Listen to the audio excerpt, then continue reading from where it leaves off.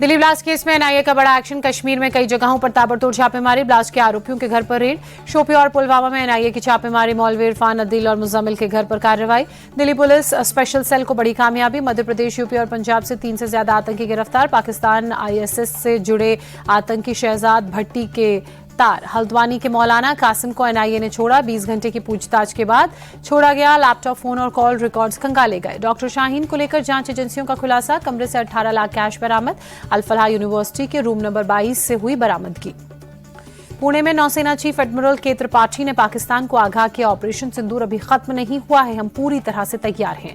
BSF ने Pakistan Bangladesh border पर बढ़ाई सुरक्षा। नई फेंसिंग डिजाइन को लेकर केंद्र के सामने रखा प्रस्ताव। सीमा से सटे इलाकों में पेट्रोलिंग भी बढ़ाई गई।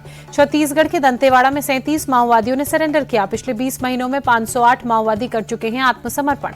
चक्रवात दितवा के चलते आंध्र प्रदेश में कई जगहों पर तेज बारिश। तिरुमला में बारिश के बीच भक्तों ने किए भगवान के दर्शन। जमीयत के अधिवेशन में मौलाना मदनी ने फिर उगला जहर। कहा, कायर कौम की फितरत में सरेंडर, जुल्म के बदले जारी रहेगा जिहाद। यूपी में बीजेपी के पूर्व विधायक संगीत सोम ने मौलाना मदनी पर साधा निशाना। कहा, संविधान की बात करते हैं लेकिन पत्नी 4 रखते हैं। बीजेपी के राज्यसभा सांसद गुलाम अली खटाना ने कहा, विपक्षी दलों में मुसलमानों को सिर्फ वोट बैंक समझा।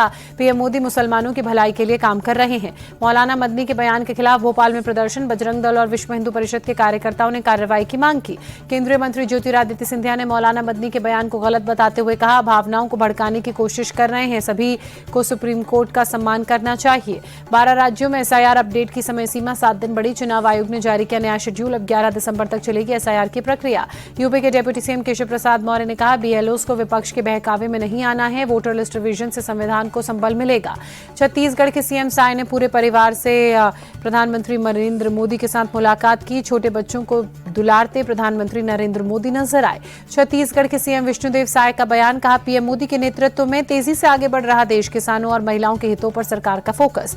सीएम विष्णुदेव साय ने कहा, दैनिक यूज की चीजों में स्वदेशी को बढ़ावा दें। व्यापारियों से भी आगे आने की अपील की।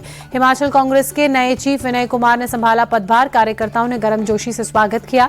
केंद्रीय मंत्री सुकांता मजूमदार का टीएमसी पर अटैक। कहा, ममता सरकार को संविधान और लोकतंत्र पर भरोसा नहीं, बंगाल के लोगों को सतर्क रहने की जरूरत। बीजेपी नवनीत राणा ने ममता बनर्जी पर तंज कसा। बीजेपी नेता ने कहा, दीदी राम नाम का जाप शुरू करो, अब ना कोई बाबर पैदा होगा न बाबरी बनेगी।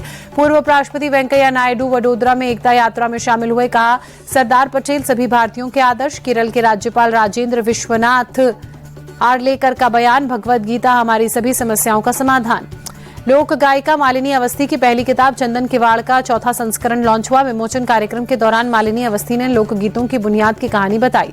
मालिनी अवस्थी की किताब चंदन किवाड़ पर दिल्ली के इंदिरा गांधी राष्ट्रीय कला केंद्र में परिचर्चा हुई। मालिनी अवस्थी ने कहा, यह किताब पुरानी धरोहर और संस्कृति से जोड़ेगी। मोतिहारी में एनआईए की 3 जगहों पर छापेमारी।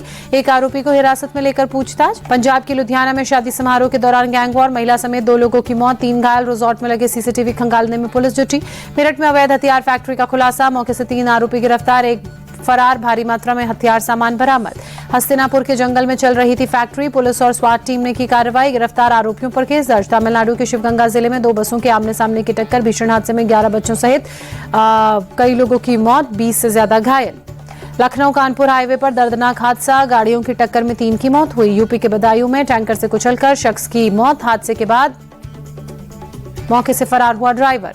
यूपी के बलरामपुर में तेंदुए ने 1.5 साल के मासूम को बनाया शिकार। बच्चे की मौके पर ही मौत। तेंदुए की तलाश में वन विभाग की टीम जुटी। तमिलनाडु के तिरुवल्लमलाई में कार्तिकेय दीपम उत्सव का 7वां दिन। भगवान अन्नामलाईयर रथ की शोभा यात्रा निकाली गई। शोभा यात्रा में भारी तादाद में भक्त शामिल हुए। ड्रोन से भी भीड़ की तस्वीर सामने आई।